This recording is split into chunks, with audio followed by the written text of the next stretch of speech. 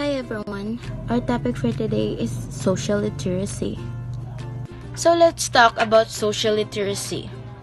Social literacy concerns itself with development, social skills, knowledge, and positive human value, and enable to human being to act positively and responsibly in range of complex of social settings.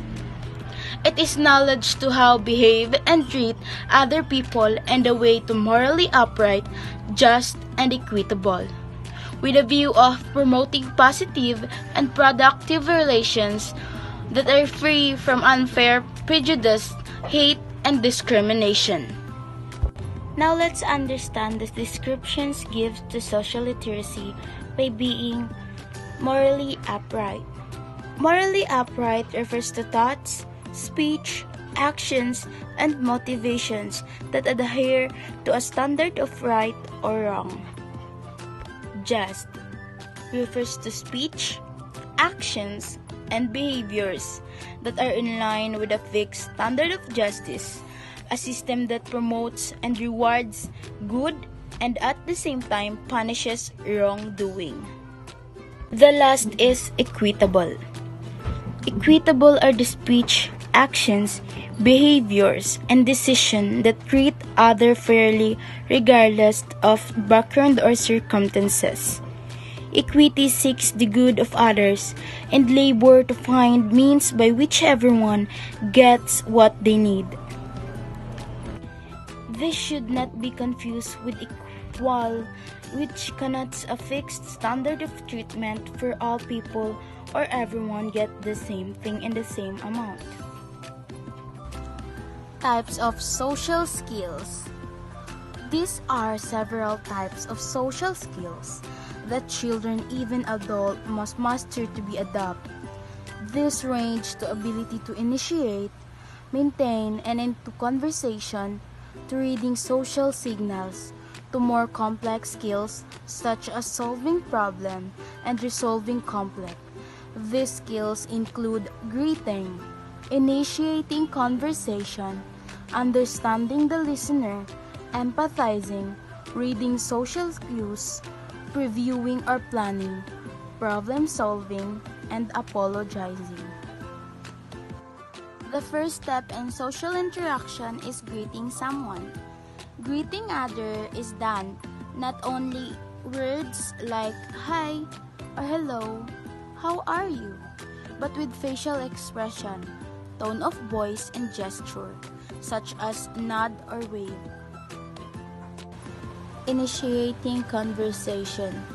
In order to carry on conversation, child must be able to initiate, maintain, and close conversation. Appropriately, this requires good listening and attention skills, as well as the ability to take turns and promising information. Understanding the listener. Once a conversation is initiated, it has to be maintained. To do that, one needs to understand the audience he or she talking to. A social depth person quickly and unconsciously identifies and categorizes listener, measure of what he or she planned to say against to an anticipated response of the listener, and then proceed, alter or avoids he or she planned to say. Empathizing means that one is able to feel what other person feels. Empathy allows to really connect with the other people. Children or people who lack empathy are often labeled as mean, unkind, or self-centered. Reading social cues is important in a conversation.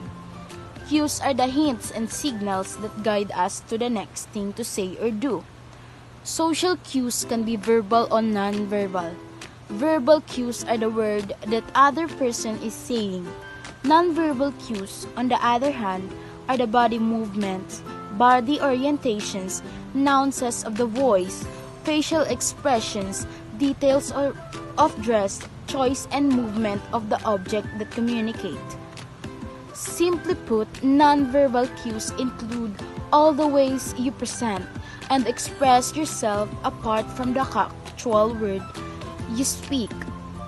Conversation also requires that one previews or thinks about what effect the words or action may have on the listener she says or does them. If the impact will be negative, one can adjust what she might say or do. Problems and conflict are often a part of social interaction. Someone may not agree, get angry, insult, or become aggressive, or something that one says. How one reacts to this conflict depends on how good her problem-solving skills are. Conflict cannot be avoided and are often necessary to clear the air, turning a conflict from a win-lose situation to a win-win situation. Is the best way to resolve a conflict. This requires negotiation or compromise, give and take, that result in a situation where all parties can live with and help maintain friendships. Everyone makes social mistakes at one time or another.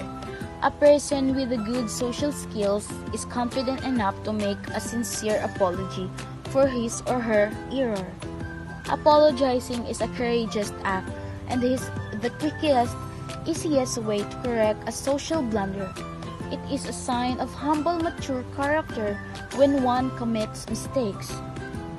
Now, what is the role of the parents and teacher in teaching social skills to children? Parents typically play the major role in teaching children social skills. They can directly teach these skills by modeling role playing and providing opportunities for the child to rehearse and practice new skills. Is the place where children spend the majority of their time with peers. It is therefore a natural and perfect setting for children to learn and practice social skills. Teacher can take advantage of every opportunity in school to help children improve their social skills. They should be alert to teasing and bullying, aware of children who are rejected or ignored by their peers. They should work cooperatively with the children's parent to prevent humiliation, embarrassment, and distress that befall their children. Another important question is, how do children learn to live socially with each other and with adults? The first view is normative and communal. From their culture, children learn customs that provide them with a guide to act in ways that minimize conflict. In this view, children are persuaded of the moral force of acting socially through their voluntary association with others, both in their immediate circle, such as the family, and in the wider community. For example, through membership of a church or a club, the child in this normative view will not only know the correct behavior but will perform the role without any need for regular conscious reference to the rules governing it. Second view is pragmatic and individualistic.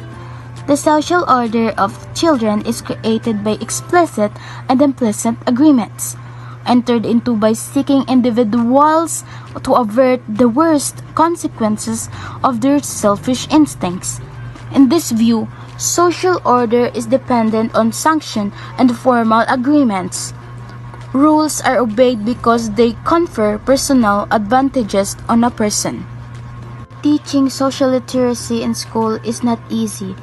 It is because of two reasons: the subjective standard of morality and inherent human capacity to judge and make excuse. What do this mean? The natural outcome of postmodern philosophies is the truth of morality are considered subjective and open to individual interpretation. This can be seen in the current culture, where actions and behavioral patterns that were once considered bad have now become acceptable. So much so that many consider them to be even good. In other words, with the difference in cultural background.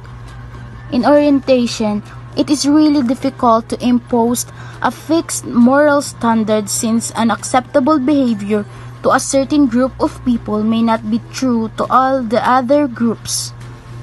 While we all like to believe that the people are inherently good, experience has taught us that the inherent goodness of humanity as the best unreliable. Sometimes it is there, often is not. People are not consistent and unpredictable. In the future, when you become professionals, there are certain social skills that you need to observe and practice. Blake's offers us their helpful reminders. First is situational awareness in the workplace. For example, when you are going to a job interview, typically you will be required to address appropriately to demonstrate a level of respect. A particular behavior